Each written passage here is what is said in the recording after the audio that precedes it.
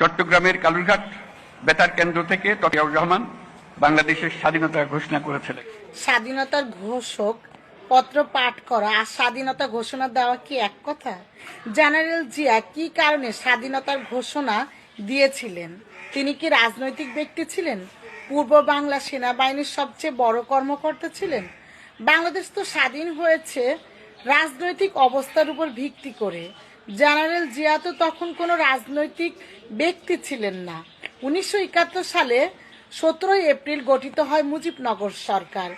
উসমানীকে করা হয় মুক্তি বাহিনী ও সেনাবাহিনী প্রধান। যে মেজরের কথায় দেশটা স্বাধীন হতে যাচ্ছিল তাকে তাজউদ্দিন সেনাবাহিনীর প্রধান করলো না, এটা খুবই আফসোসের কথা। প্রধানমন্ত্রী তো হওয়ার কথা জেনারেল জিয়ার, অথচ কে হবে পরবর্তী সেনাপ্রধান? অন্তত এই ক্ষমতাটা অন্তত মেজর জিয়ার হাতেই থাকার কথা ছিল, কারণ তিনি স্বাধীনতার ডাক দিয়েছিলেন। তাহলে আসল সত্যটা কি? চলেন দেখে আসি। পাকিস্তান সেনাবাহিনীর অপারেশন সার্চলাইটের নামে গণহত্যার খবর আগেভাগেই জানতেন বাঙালির নেতা শেখ মুজিব। গ্রেফতারের আগে বঙ্গবন্ধু ওয়্যারলেসের মাধ্যমে স্বাধীনতার ঘোষণা চট্টগ্রামে পৌঁছে দেন।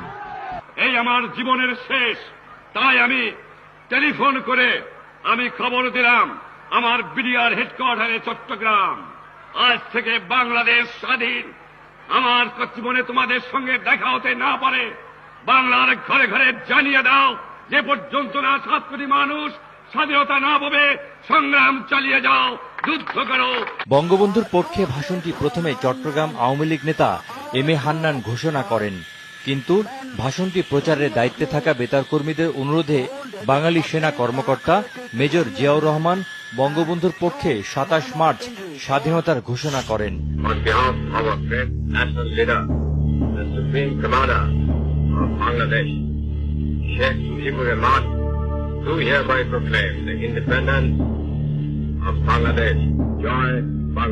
বঙ্গবন্ধুর স্বাধীনতার ঘোষণার খবরটি ফলাও করে প্রচার করা হয় বিদেশি গণমাধ্যমে। 26 মার্চ স্বাধীনতা যুদ্ধের আনুষ্ঠানিক স্বীকৃতি দেওয়া হয় 71-এর 10 এপ্রিল স্বাধীনতার ঘোষণাপত্রে।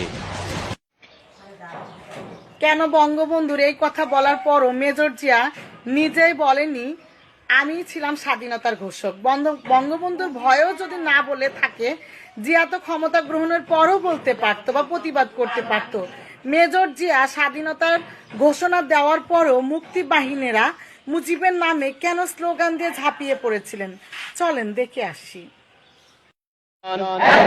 সৈনিক হিসাবে আমার মাতৃভূমির স্বাধীনতা সার্বভৌমিত্ব রক্ষার্থে সর্বশক্তি নিয়োগ করিব।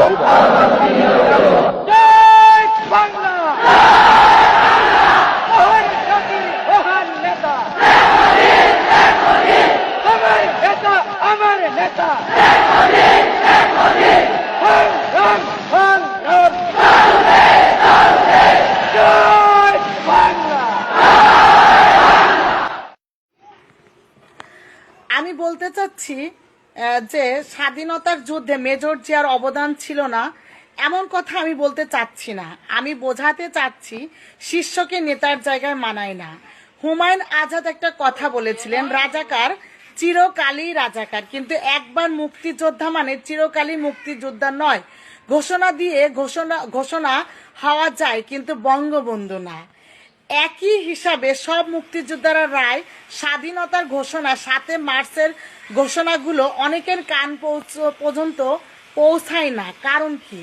কিছু কথা রাজাকারের মুখেই দিয়েছিল, এটাই হচ্ছে মূল বিষয়। বর্তমানে কিছু পাগল ছাগল বলে বেড়াচ্ছে গোলাম আজম একজন মুক্তিযোদ্ধা ছিল। আসলে সব পাগলদের কথা কানে নিতে নেই।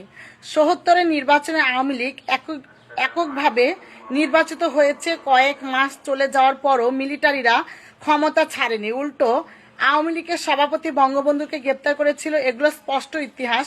এখানে কোনো ধানায় ফানায় চোর গুপ্ত জামাত শিবিরের রাজনীতি নাই।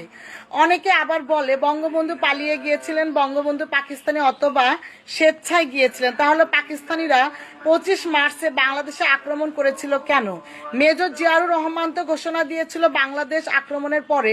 তাহলে কি নিয়ে ঝামেলা ছিল পাকিস্তানের সাথে?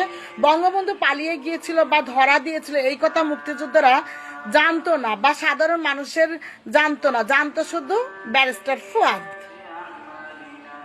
আজকে ক্র্যাকডাউন হবে, আমি এটার বিরুদ্ধে প্রতিবাদ করে দিছি অলরেডি, মেনে নেব না। 27 তারিখে হরতালের ডাক দিয়েছে, বাসায় গিয়ে নাকে তেল দিয়ে ঘুমা। 27 তারিখ হরতাল হবে। শেখ মুজিব 25 তারিখে পালানোর আগে সে 27 তারিখে হরতালের কর্মসূচি দিয়েছে। পালিয়েছেন? অবশ্যই পালিয়েছে। সে ক্যান্টনমেন্টের সাথে অ্যারেঞ্জমেন্ট করেই পালাইছে।